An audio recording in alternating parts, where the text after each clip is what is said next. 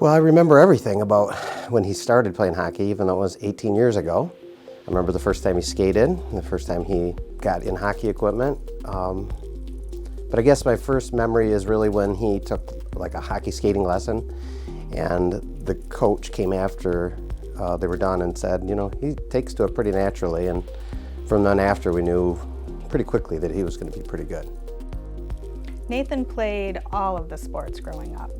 Hockey was just the one that he had the passion for. He would play all day, every day if he could. It was hard to see him give up other sports because he was really passionate about sports, and he was pretty good at most sports he tried, like basketball and baseball. And those were sports I knew and coached him at. But it did become obvious, maybe when he was around 8 or 9 years old, that he was going to be better at hockey than he was at other sports compared to the others. Nate started skating and playing hockey really at a late age for that, and that's at about 6 years old. And he started traveling at 8 years old, and then really for the next 14 years, he was on the road for hockey. What stuck out to me about hockey is that nobody in my family really did it, so it was something different. When I realized I was pretty good at hockey, I was actually pretty young. I think like 8, maybe 9 years old, playing squirt hockey. I was able to score a bunch of goals, and I kind of realized at that point I was good at it.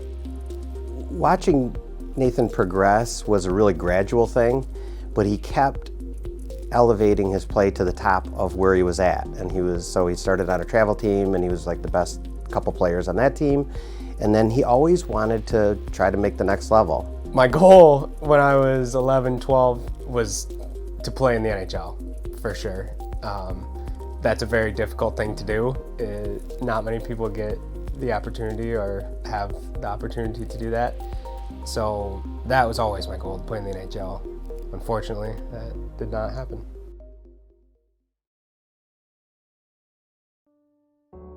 The day of the injury, he had a game down in Detroit, and both his dad and I stayed back because we had a daughter that was playing basketball in grade school. So we were both at her game, and he got the phone call that Nathan had been injured, and one of the dads was taking him to Beaumont Hospital. They weren't really sure just how extensive the injury was. They knew that he had blown something out in his knee. We didn't find out until a few days later. We took him to a local doctor that he had torn his ACL and his MCL. There was a defender who had just changed. He came off the bench for his team and was coming straight at me. And I went to deke around him. I sidestepped to the left, and as I was getting by him, he stuck his left leg out, and his leg caught me right in the knee. I remember exactly what it felt like to this day, yeah. My ACL and MCL were both gone. They were both torn in half. It was very tough staying positive. For several months there, it was difficult. I couldn't do much. I was sitting on the couch all day. I couldn't do any physical activity other than like ride the bike just to try and keep up a little bit of strength before my surgery. But I wasn't able to do any sports-related activities. It's the summer, so I couldn't hang out with my friends really. I'm on crutches. It was a mess. It was really hard staying positive. Nathan's reaction to his injury was devastation. He was, this is gonna make me sad.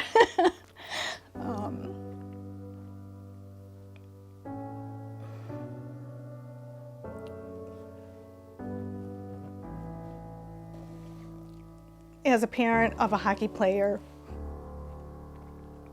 you know that it's always a possibility that they can get hurt because you see it happen all the time. He was just getting at a point in his hockey career that he felt he was making good strides. His goal was always to play for the Red Wings. And there's certain steps that you have to go through to get there. And this was just a really big setback for him.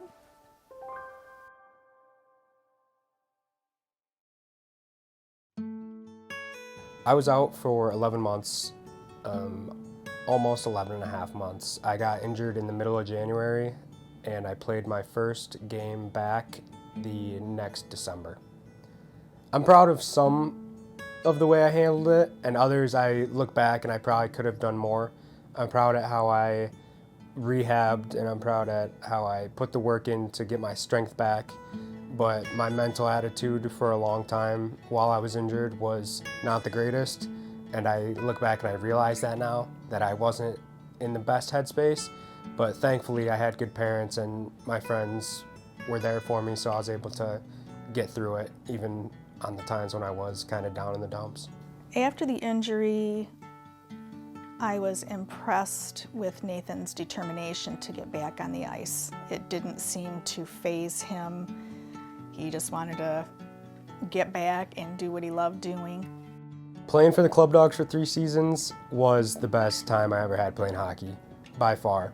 The relationships I built, the guys on the team, and just the overall atmosphere where it wasn't very stressful, but we're still playing hockey at a high, intense level. We're trying to win, and it was competitive. So I loved all the guys on the team. We had great coaches. The fact that I'm going to school with these guys and playing hockey, we were able to have fun on and off the ice. I had a great time on the Club Dogs, and it really was the best 3 years of hockey I ever played.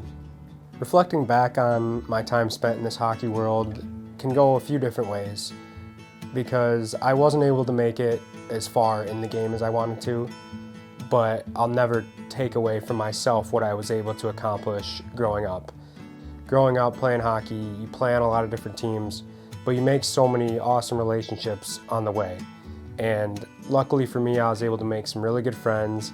I still have these friends to this day that I met when I was 8, 9, 10 years old. So I still love hockey. I don't regret any of my experience in hockey. I'm glad I played. And unfortunately, I didn't make it to the NHL, but I wouldn't change a thing.